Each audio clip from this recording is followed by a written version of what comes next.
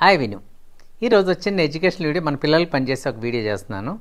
ఏంటంటే CBSE 10th 12th results వచ్చిన తర్వాత పిల్లల్లో ఒక చిన్న కన్ఫ్యూజన్ ఉంటుంది. ఏంటంటే నేను రాసిన దానికి మార్క్స్ రాలేదు అని చెప్పి ఒక బాధ ఉంటుంది.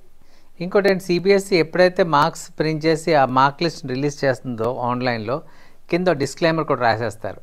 ఈ మార్క్స్కి ఎక్కడ మార్చబడదు, లేకపోతే సంబంధం లేదు, ఎర్రర్స్ ఉంటే మేము పట్టించుకోవాలని రాస్తూ ఉంటారు యాక్చువల్గా సహజంగా. అది చూసి మనం ఏం చేస్తాం, ఇంకా నా మార్క్స్ ఇంతే, నేను మార్చుకోలేను, వీళ్ళు డిస్క్లైమర్ ఇచ్చేసారు, అవ్వదు అని చెప్పి బాధపడుతూ ఉంటారు. లేదండి, ఈరోజు ఏంటంటే ఎప్పుడైతే ఆర్టీఐ చాలా స్ట్రాంగ్ అవ్విందో ఇన్ఫర్మేషన్ అంతా స్ట్రాంగ్ అవ్వింది, అంత విజిబిలిటీ అవ్వింది, అంత ట్రాన్స్పరెంట్ అవ్వింది.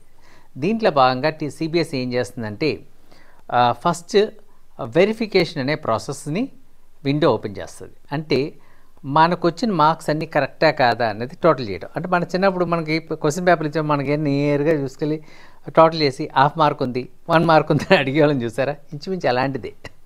సో ఈ విండో ఎప్పుడు ఓపెన్ అవుతుందంటే రిజల్ట్స్ వచ్చిన 4వ రోజు నుంచి ఓపెన్ అవుతుంది. అది ఎంతో కాలం ఉంటుంది, జాగ్రత్తగా గమనించాలి. రిజల్ట్స్ వచ్చిన 4 రోజుల తర్వాత ఓపెన్ అవుతుంది. సో ఈ వెరిఫికేషన్ ప్రాసెస్కి ఏంటంటే చాలా జాగ్రత్తగా గమనించాలి. ఎగ్జామ్ రిజల్ట్స్ వచ్చిన ఏ ఇయర్ అయినా సరే, అంటే మారచ్చు. ఇప్పుడు ప్రస్తుతం వరకు ఉండేది 4th డే విండో ఓపెన్ అవుతుంది. అది ఎప్పటి వరకు ఉంటుందంటే ఇంకొక 4 రోజులు 5 రోజులు ఉంటుంది. అంటే ఏంటంటే 8th ఎగ్జామ్స్ రిజల్ట్స్ వచ్చిన 8 days క్లోజ్ అయిపోతుంది. అంటే మనకి 4th డే నుంచి అక్కడ లెక్క పెట్టుకోండి 8 వరకు ఉంటుందన్నమాట. సో ఈ విండోలో ఏంటంటే ఇదంతా ఆన్లైనే, తీసుకెళ్ళి నేరుగా పెట్టడం, ఆఫ్లైన్ అనేది ప్రాసెస్ లేదు. ఈచ్ సబ్జెక్ట్కి మనం 500 రూపీస్ ఆన్లైన్ పేమెంట్ చేయాలి. ఇప్పుడు 2 సబ్జెక్ట్స్ అయితే 1000 రూపీస్, 5 సబ్జెక్ట్స్ చెక్ చేయించుకోవాలంటే 2500 ఆన్లైన్ పే చేయాలి. పే చేసిన వెంటనే ఇక్కడ ఇలా చేయడం వల్ల నాకు మార్క్స్ పెరిగిపోతాయని చెప్పి ఒక డౌట్ ఉంటుంది. సో ఇక్కడ ఒక రిస్క్ ఉందండి. పెరగడానికి ఛాన్స్ ఉంది, తగ్గడానికి ఛాన్స్ ఉంది. 2 ఛాన్స్లు ఉన్నాయి, ఇది చాలా క్లియర్.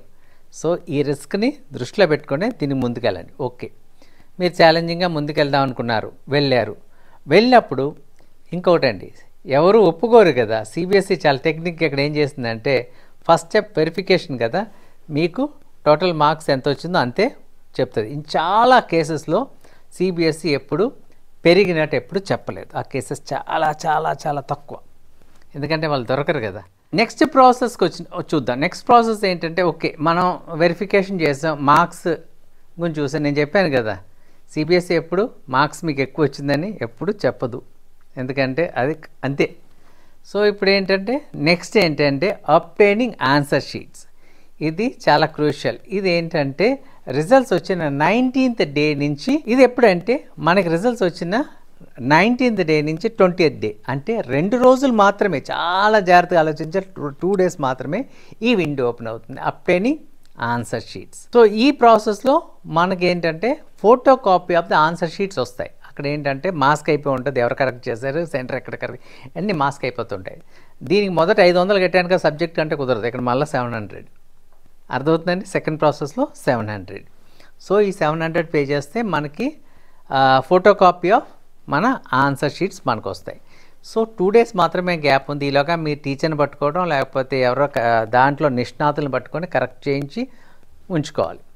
ఇక్కడ ఏమైందంటే చాలామంది తెలివిగా ఓకే ఫస్ట్ ప్రాసెస్ స్కిప్ చేసి 19th 20th డేలో దీనికి అప్లై చేద్దాం అనుకుంటే కుదరదు. సిబిఎస్ఈ చాలా తెలివిగా ఏం చేస్తుందంటే ఫస్ట్ ప్రాసెస్ వెరిఫికేషన్ ఉంది కదా, పేపర్కి 500, ఆ ప్రాసెస్ ఓకే చేస్తేనే ఆ ప్రాసెస్లో మీకు ఏది తేడా లేదన్నా సరే అప్పుడే ఈ సెకండ్ ప్రాసెస్ విండో ఓపెన్ అవుతుందండి. సో ఇది గుర్తించాలి.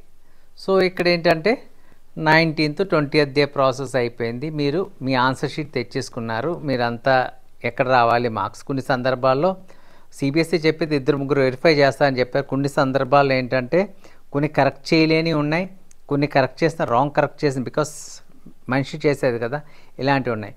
నేను ఒక పేపర్లో 2018 రిపోర్ట్ చదివాను. ఆ దాంట్లో ఏంటంటే క్లియర్గా చాలా మందికి మిస్టేక్స్ వచ్చినాయి సిబిఎస్ఈ కరెక్షన్. దాంట్లో సిబిఎస్ఈ ఏంటంటే 200 పైగా టీచర్స్ పైన వెయిట్ వేయటం కూడా జరిగిందండి యాక్చువల్గా. సో సంఘటనలు ఉన్నాయి. సో హ్యూమన్ ఎర్రర్స్ ఉంటాయి కాబట్టి అక్కడ కరెక్షన్ పెట్టుకోవచ్చు. లేదు ఇక్కడ కరెక్షన్ పంపించారు, పంపించిన తర్వాత ఇప్పుడు ఏంటంటే మనకి రీవాల్యుయేషన్కి విండో నెక్స్ట్ ఓపెన్ అవుతుంది. అంటే మనకి ఇక్కడ మన క్వశ్చన్ పేపర్ మనకు వచ్చినాయి, ఆన్సర్ షీట్స్ మన దగ్గరకు వచ్చిన తర్వాత మనం రాసినా సరే మార్కులు పడకపోయినా లేకపోతే ఇంకా మార్క్స్ రావాల్సి ఉన్నా మనకి తెలుసు కదా, ఇప్పుడు మనం కరెక్ట్ చేయించుకున్నాం కదా, ఈ ఆన్సర్ షీట్స్తో మనం ఇప్పుడు రీవాల్యుయేషన్కి క్లెయిమ్ పెట్టాలి. ఈ వెరిఫికేషన్ ప్రాసెస్ విండో ఎప్పుడు ఓపెన్ అవుతుందంటే 24th to 25th day from the announcement of results. ఒక్కొక్క ఇయర్ బట్ చూసుకోండి. సో ఇక్కడ ఏంటంటే మనం రీజనింగ్ కూడా ఇవ్వాలి, ఎందుకు దాన్ని తెద్దొచ్చు, దానికి మార్క్స్ ఎందుకు వస్తాయి, రీజనింగ్ కూడా ఇచ్చి మనం పంపిస్తే దానికి మార్క్స్ వస్తాయి. సో ఇక్కడ ఏంటంటే ఒక్కొక్క క్వశ్చన్కి 100 రూపాయలు పే చేయాలి. మళ్ళీ ఒక్కొక్క క్వశ్చన్కి 100 రూపాయలు పే చేయాలి, అది గుర్తించండి. ఈచ్ సబ్జెక్ట్లో ఒక్కొక్క క్వశ్చన్ 100 రూపాయలు. అంటే మళ్ళీ రిపీట్ చేస్తాను, ఫస్ట్ ప్రాసెస్లో వెరిఫికేషన్కి 500, ఆన్సర్ షీట్ అప్డేట్ చేయడానికి మళ్ళీ 700, తర్వాత అది అప్డేట్ చేసిన తర్వాత మళ్ళీ ఇక్కడ ఏంటంటే ఈచ్ క్వశ్చన్కి 100 రూపీస్ పే చేసి మన ఈ ప్రాసెస్ అంతా చేయాలి. సో దీంట్లో సక్సెస్ ఉందా అంటే మనం నెట్లో చూసినట్లయితే ఎక్కువ సక్సెస్ రేటే చూశారు. కొన్ని సందర్భాల్లో సక్సెస్ రేట్ తక్కువ కూడా ఉంటుంది. ఇంకోటి ఇది డబుల్ ఎడ్జెడ్ స్వాడ్ అనమాట, అటు ఇటు కట్ అవుతుంది. ఏంటంటే కొన్ని సందర్భాల్లో మీకు మార్క్స్ తీసేసే ఛాన్సెస్ కూడా ఉన్నాయి. సో అవన్నీ క్యాలిక్యులేట్ చేసుకోవాలి. లేదు మీరు కాన్ఫిడెంట్, నేను ఇది రాశాను, నాకు ఇన్ని మార్క్స్ వస్తాయి, నేను క్వశ్చన్ పేపర్తో నేను టాలీ చేసుకున్నాను, ఎగ్జామ్ అయిన తర్వాత నాకు ఇన్ని వస్తాయి, ఇన్ని రాలేదు అని మీరు కాన్ఫిడెంట్గా ఉంటే మీరు వెళ్ళొచ్చండి. ఇంకొకటి ఏంటంటే మీరు అంతా ప్రాసెస్ చేసిన సిబిఎస్ఈ దగ్గర తప్పుండి మీకు ఎక్స్ట్రా మార్క్స్ వచ్చినా మీకు ఎక్స్ట్రా మార్క్స్ వచ్చినా సరే తిరిగి మీ అమౌంట్ ఇవ్వదండి. సిబిఎస్ఈ మీ అమౌంట్ తిరిగి ఇవ్వదు, గుర్తించాలి. తప్పు వాళ్ళది ఉన్నా సరే తిరిగి ఇవ్వదు. నేను పేపర్ రిపోర్ట్స్లో చదివిన కేసుల్లో కొన్ని కేసుల్లో 20 మార్క్స్ కూడా యాడ్ అయినవి ఉన్నాయి 70% నుంచి 90% వెళ్ళి కూడా ఉన్నాయి. డిఫరెంట్ కేసెస్ అండి, యాక్చువల్గా హ్యూమన్ ఎర్రర్స్ కాబట్టి. సో మీరు కానీ మీ పిల్లలకు కానీ సిబిఎస్ఈ 10th and 12thలో మీకు ఇంకా మార్క్స్ కావాలి అనుకుంటే ఇది రైట్ సీజన్ అండి. ఈ ప్రాసెస్ ఇప్పుడు ఈ 3 ప్రాసెస్లో మీ స్కోర్ ఎక్కడైనా మారితే మీకు ఆల్రెడీ మార్క్ షీట్ వచ్చిందనుకోండి, వచ్చిన మార్క్ షీట్ని సబ్మిట్ చేసి కొత్త మార్క్ షీట్ మార్క్స్ పెరిగినా తగ్గినా సరే ఆ మార్క్ షీట్ తీసుకోవాలండి. అది వ్యాలిడ్ మార్క్ షీట్ అవుతుందండి. ఇది దయచేసి గమనించాలి, ఈ విషయం చాలా ఇంపార్టెంట్ కూడా. సో రిస్క్ ఫ్యాక్టర్ ఉంది, అదేవిధంగా బెనిఫిట్ కూడా ఉందండి. సో ఏంటంటే మీరు అడగొచ్చు ఏది మంచిది అని నన్ను అడిగితే, సిబిఎస్ఈ మరి దీంట్లో మరి కొంచెం అంత పెద్ద ఆర్గనైజేషన్, సెంట్రల్ గవర్నమెంట్ ఆర్గనైజేషన్, మరి కొన్ని విషయాల్లో ఇలాగెందుకు చేస్తున్నా అన్నది ఇప్పుడు కూడా నాకు కూడా ప్రశ్నే. మీకేమన్నా మీ ఒపీనియన్స్ ఉంటే కామెంట్స్ తప్పకుండా పెట్టండి.